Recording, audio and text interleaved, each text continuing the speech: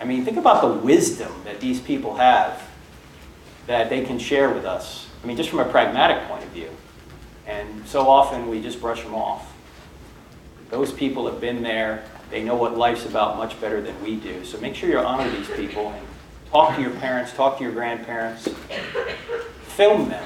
Put them in front of a camera and ask them, what are the 3 greatest lessons you've learned in life? If you had life to do over again, what would you do differently? What are your greatest regrets? What are your greatest accomplishments? Ask them those questions. Do it now. I don't know how I got off on that, but that guy just made me think of it. All right. All right. No one likes to ask the first question, so let's move right on to the second question. Second question, anyone. It could be on anything. It doesn't have to be just on science. We can talk about whatever you want. So let's go. And we're having any good, what? Whoever asks the best question, are we going to give a free book? A free book. Yes, a free book. Yes, whoever asks. We're going to give you the prayer of Jabez.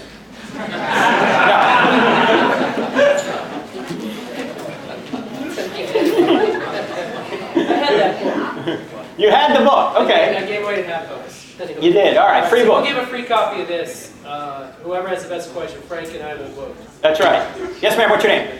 Rachel. Rachel, you're working with the pro-life group? Created Equal, yes. Created Equal, yes. Go ahead, Rachel. Okay, so especially in my work with Created Equal, I see a lot of apathy with Christians, just in their general beliefs. On the issue of abortion, on other issues like you talked about last night, lots of people I see don't know how to defend their faith. Even more than that, almost I think I've seen people don't realize how important it is to know how to defend their beliefs. First of all, why do you think that is? And secondly, what can I as a Christian do about activating people to, I guess, know how to give a good defense for their beliefs? One question we always ask people, we asked it at our seminary, what's the greatest problem in America today? Is it ignorance or apathy? And one student said, I don't know and I don't care. It's very hard to make apathetic people care. Sometimes the only time that people care about something, in fact we talked about this last night, is when it becomes personal. If your kid gets cancer, you might not have cared a thing about cancer. But once your kid gets cancer, you suddenly become an expert on it, don't you? If your kid goes off to college, a Christian, and they call up one day and say, Mom, Dad, I don't believe in God anymore, suddenly you get real interested in evidence, right? I don't know of a way, other than prayer, to get people to care about things they don't want to care about. Well, let me take that back. I think if you can intrigue them a little bit by saying this is the kind of material that will help you learn what the meaning of life is and how to live your life better and how to know really what life's about and where you should be going. This is the kind of material that can help you. And if you've ever had any doubts, this is a good material that can help you. If you're a Christian, apologetics, which doesn't mean you're saying you're sorry for something, it means to give it evidence for, is actually commanded. It's not an option. Peter says, always be ready to give an answer. Christ says, love the Lord your God with all your heart, soul, strength, and mind. It's the greatest commandment.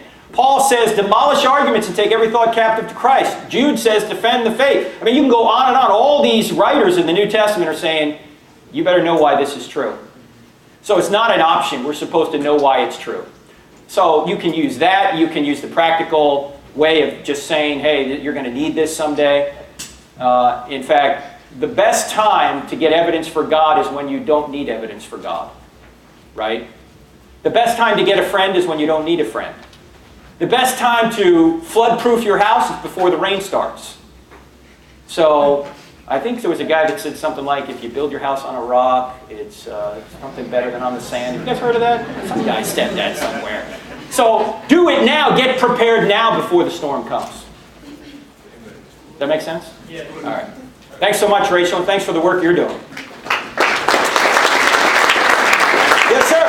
Yes, sir. What's your name? I'm Alan. Hey, Alan. How you doing? What's up? So one of the problems I had, or not necessarily a problem, but like you never really seem to rule out the idea of like multiple gods, or like all your arguments don't really seem to, I guess, refute that idea of like multiple gods.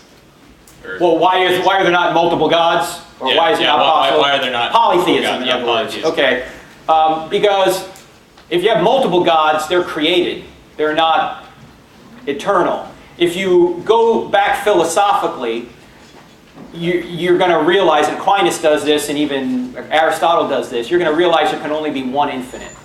Because in order to have a difference, you can't have two infinites, because in order for there to be a difference, one has to lack what the other one has, but if one of them lacks what the other one has, then the one is not infinite.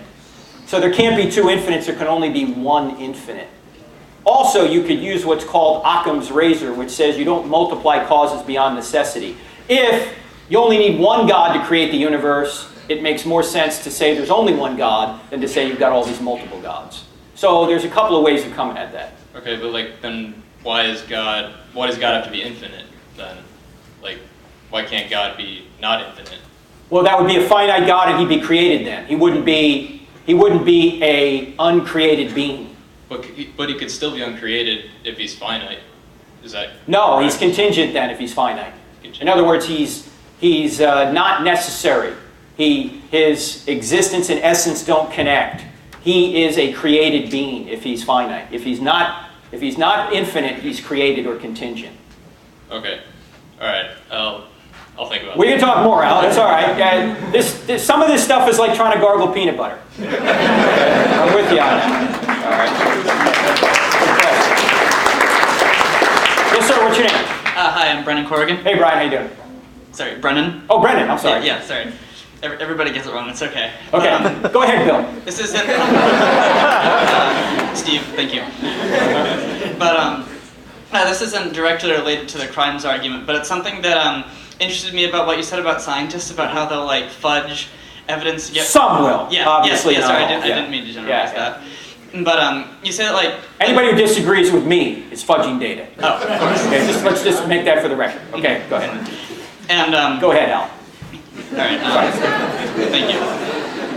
And yeah, sorry, I lost my train of thought. So how did that happen? I'm trying to keep all my names straight again every 5 minutes. Go ahead, Brendan. I'm sorry. Yeah. So you were saying how some scientists will fudge data because they're like afraid of their funding.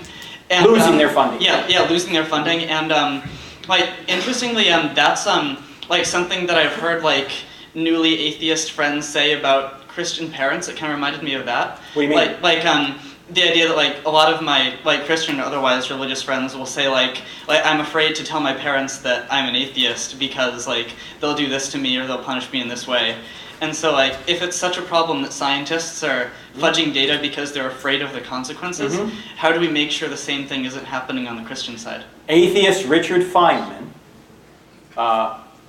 who was a physicist, said this: the easiest person to fool is yourself. Because we suppress the truth and unrighteousness to go our own way. That's what Paul said. And so we have to be sure that we're always checking ourselves to make sure that we're not just believing something because we find it attractive or convenient. In fact, it was Pascal who said people almost invariably base their beliefs not on proof, but on what they find attractive. I mean, this sword can cut both ways. You could say an atheist is an atheist sometimes because that person finds it attractive. There's nobody above him who has authority over him. But a Christian could also be guilty of saying, I just find it attractive that there's a God up there who is protecting me and one day I'll be with him and my loved ones in heaven. So the sword can cut both ways. We've just got to be honest with one another and make sure that we're believing what we believe in, not because we find it convenient, although it might be, but because it's true. I'm not sure how that answers my question about like